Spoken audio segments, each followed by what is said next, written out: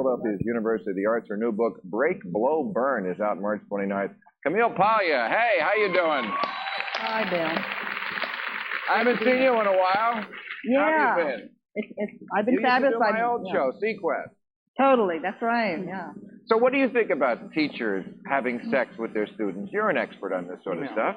Well, it's obvious that the really disciplined and dedicated teachers of old were women. It was a kind of female ghetto.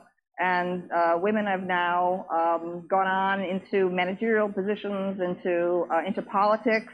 And we have a kind of bottom-feeding problem, probably, with some of these psychically weak teachers.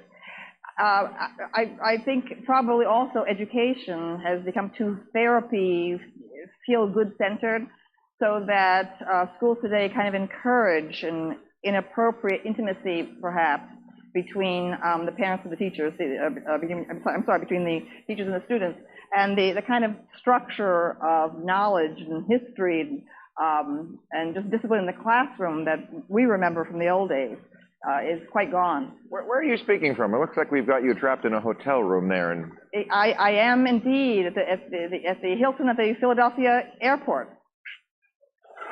We know how to treat a guest, don't we? Boy. All right. So, hearing you again, I'm reminded you are a true intellectual. I don't think I am, but I think you are. But yet, I read that you followed the Bachelorette, and as long as you do, I mean, I have not watched it since the first season, but I did see the brouhaha because apparently the Bachelorette, after going through the 25 candidates, picked no one. And I don't get it. I mean, that's a game show. If you're on The Price is Right, you got to spin the wheel. And I mean, I don't think she's some sort of feminist icon who's, not settling. I mean, honey, you're on a reality dating show. You've already settled. No? I love The Bachelorette.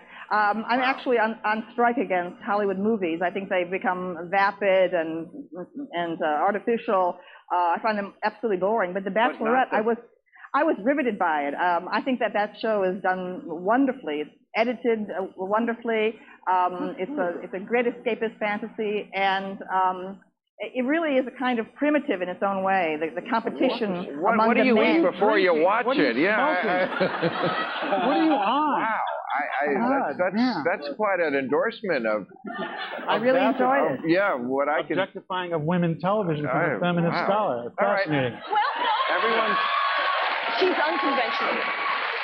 She is unconventional. That's why we love her. All right, let me ask you about this. There's a new book out called the Hookup Handbook I was reading about, and it explores a phenomenon that we've been watching for quite a while, which is that apparently dating, as we knew it when we were young, is just absolutely passé. It is just gone. People do not date anymore. They hook up. And a lot of this is because of technology. It's sort of a combination of women being liberated so they could enjoy sex for sex, and the cell phone.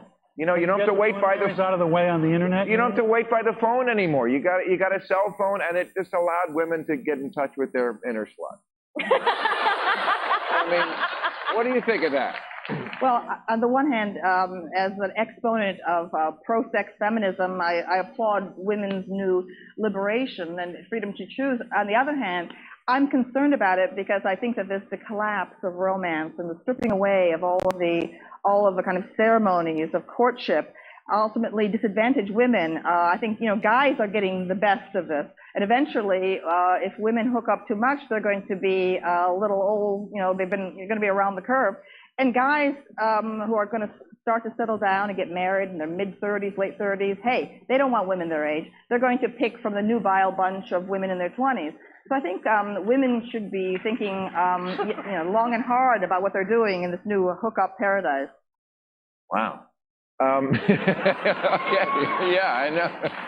All right, one last question. I don't know if you work at a university, how much TV you watch, but Michael Jackson is going through a bad breakup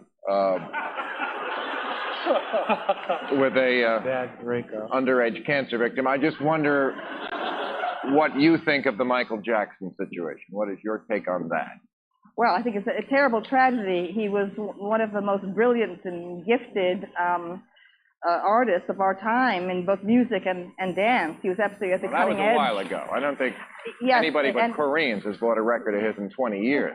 this is true. But art lasts, Bill, please, art lasts. And the videos he did in the 80s will live forever. The problem is that he's as much a victim of fame as Norma Desmond. I mean, he's become it's a terrible, terrible vision of someone who's collapsing backwards into a kind of infantilism, as we see as he's being helped into the court yesterday in his pajamas and so on. I think this is an awful spectacle in front of us. And I blame the parents of these young boys who, in effect, sold their children to him. Okay. As always, you're fascinating to listen to. I hope we can get you here one time and be on our panel. It'd be great, Bill. All right, Camille Paglia, ladies and gentlemen. Okay, I did mention in the monologue, I have given my